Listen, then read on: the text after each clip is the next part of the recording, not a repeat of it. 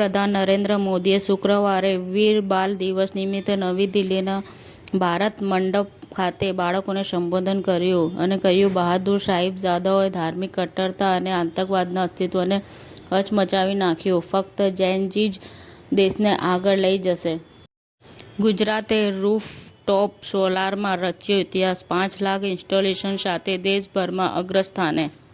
નેતાજી સુભાષચંદ્ર બોઝના પ્રપૌત્ર ચંદ્રકુમારે રાષ્ટ્રપતિ મુર્મુને પત્ર લખીને નેતાજીના અવશેષો ભારત પરત કરવાની વિનંતી કરી. મુખ્યમંત્રી શ્રી ભૂપેન્દ્ર પટેલે સુરત જિલ્લાના નવરચિત અંબિકા તાલુકામાં રાષ્ટ્રીય આદિવાસી ઉદ્યોગ મેળા 2025નો પ્રારંભ કરાવ્યો. વર્ષના શ્રવણને ઓપરેશન સિંદૂરમાં તેની સિદ્ધિઓ માટે રાષ્ટ્રીય બાળ પુરસ્કાર મળ્યો. રામકૃપાલ યાદવનો દાવો સૂચવે છે, શું તેજસ્વી યાદવ ભાજપમાં જોડાઈ રહ્યા છે? કાર્તિક આર્યન અને અનન્યા પાંડેની ફિલ્મ તું મેરી મેં તેરા તું મેરીએ પહેલા દિવસે 7.50 કરોડ કલેક્શન કર્યું. રાજ્યપાલ શ્રી આચાર્ય દેવવ્રતજીએ લુણીવાવમાં ખેડૂતના ઘરે ગાયનું દોહન કરી ખેડૂતો સાથે સંવાદ કર્યો. રણબીર કપૂરે તેના પરિવાર સાથે ક્રિસમસની ઉજવણી કરી. આલિયા ભટ્ટની નણંદે પાર્ટીના ફોટા પોસ્ટ કર્યા. વી રાજેશ તિરુવનંતપુરમ મ્યુનિસિપલ કોર્પોરેશનના પ્રથમ ભાજપ મેયર બન્યા.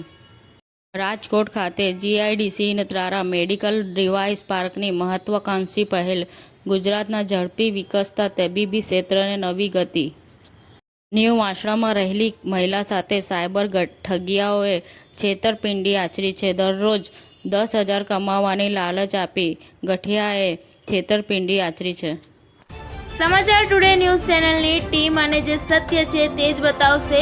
આપ જોતા રહો સમાચાર ટુડે ન્યૂઝ ચેનલ. ગુજરાતની ધરતીનું ગુજરાતીઓ માટે જ, એટલે કે સમાચાર ટુડે ન્યૂઝ. અમારી સમાચાર ટુડે ન્યૂઝ ચેનલને લાઇક કરો, શેર કરો અને સબસ્ક્રાઇબ કરો અને જોડાયા રહો સમાચાર ટુડે ન્યૂઝ ચેનલ સાથે.